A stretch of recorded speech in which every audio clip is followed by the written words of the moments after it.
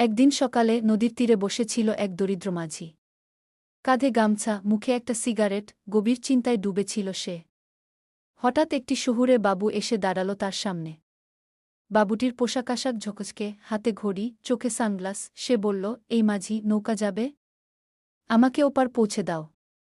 মাঝি কিছু না বলে মাথা নেড়ে সায় দিল। বাবু উঠে বসল নৌকায়। মাঝি ধীরে ধীরে গাথা খুলে নৌকা ছাড়ল। নদীর মাঝখানে পৌঁছে মাঝি হঠাৎ গান গাইতে শুরু করল। গলার সুরে ছিল জীবনঘন ঘ্রাণ, নদীর স্রোতে ভেসে যাই, জীবন নামের নৌকায় গু। শহুরে বাবু কিছুক্ষণ তাকিয়ে রইল। সে আগে কখনো এত শান্তি, এত সত্যি, এত সুরের সম্মুখীন হয়নি। নৌকা ওপারে পৌঁছানোর পর বাবু চুপচাপ মাঝিকে কিছু টাকা দিয়ে নেমে পড়ল। তবে যাওয়ার সময় সে ফিরে তাকিয়ে একবার বলেছিল, তোমার গানটা আমার মনটা ছুঁয়ে গেল, মাঝি ভাই। শিক্ষা: জীবনের গভীরতা শহরের চাকচিক্যে নয়, নদীর মাঝির সুরে লুকিয়ে থাকে।